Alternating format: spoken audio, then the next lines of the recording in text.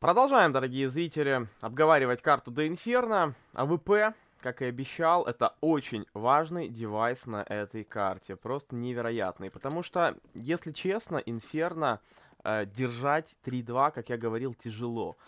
И почему АВП важно? Потому что ты с АВП всегда можешь постараться сделать как минимум один минус. А когда ты уже в преимуществе одного игрока, тогда и не так тяжело держать 3-2. И, соответственно, шанс на взятие раунда, он колоссальный. Но АВП один из лучших ганов в этой игре, где ты можешь сделать быстрый, на котором ты можешь сделать быстрый entry фраг, как говорится, то есть начальный минус и сделать своей команде небольшой подарок. Твоя команда будет играть раунд 5-4.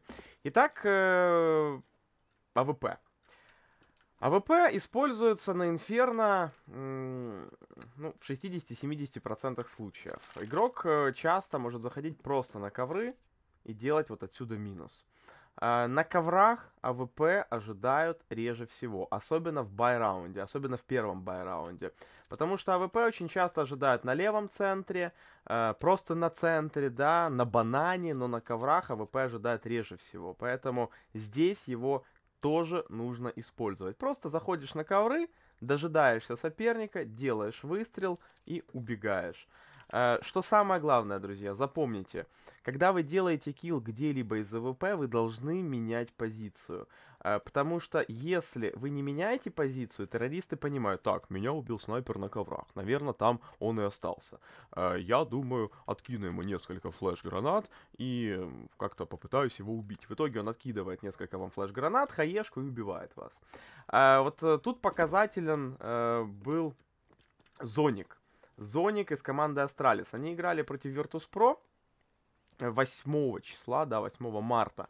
И Зоник заменял девайса. И вот тренер команды Астралис, человек, который минимум играет в КС, показывает, как многим вообще снайперам, да, то есть таким как Кейнис, показывает, как можно играть с АВП просто и эффективно. То есть тебе не нужно вообще быть каким-то супер талантом, да, чтобы делать такие простые минусы. Просто человек заходит на ковры, делает килл, потом уходит быстро, да, с ножом, падает, бежит на левый центр, тем временем его тиммейтам подкидывает какую-то гранату на ребра, и Зоник такой уже здесь.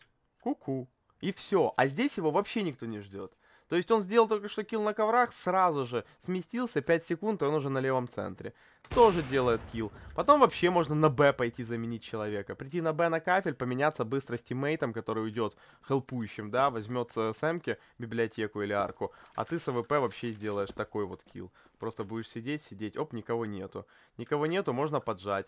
Если ты хороший снайпер, то ты можешь даже в зуме вот так вот пойти, поджать, проверить все возможные точки. Тут авика тоже не будут ждать. То есть будут ждать, возможно, аркаду с калашом, да, стоять.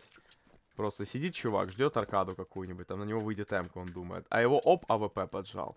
Поэтому обязательно из АВП используйте смену позиции, это очень важно.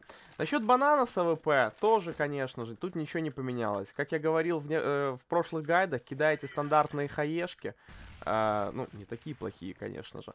Кидаете стандартные хаешки, и дальше можно смело вот таким вот образом занимать банан. Дальше заходите за деревяху, понимаете, где возможно, да, находится игрок атаки. Выходите сразу туда с прицелом и делаете килл. Помните всегда, что очень часто игрок атаки любит занимать у нас начало банана, вот этот угол. Соответственно, вы когда откидываете стандартный смог, вы можете, естественно, проверять сразу же этот угол. То есть просто в зуме идти и отстреливать этого человека в углу. Ну и проверять нужно здесь до конца, потому что там такой угол, в котором можно, скажем так, спрятаться, да, то есть вы якобы проверили, не увидели, а этот парень выходит и делает все-таки на вас килл, поэтому в этом плане нужно играть очень аккуратно. Поэтому главный вывод данного гайда — это частая смена позиций. То есть вы, конечно, можете выходить на центр, да, по стандарту. То есть если хороший рез, тут ничего не изменилось. Вы выходите, делаете минус, уходите на короткий. Дальше Желательно, естественно, не играть на бойлере, да, потому что здесь вас будут ждать, потому что вы только что делали минус с ребер. Лучше вообще уйти более глубоко, возможно, на ковры стать просто, потом там сделать килл. Может быть, оббежать через весь плент А и уйти на арку снова, да, то есть не возвращаться через центр, не рисковать, а вернуться как раз-таки через А, здесь встать, сделать минус.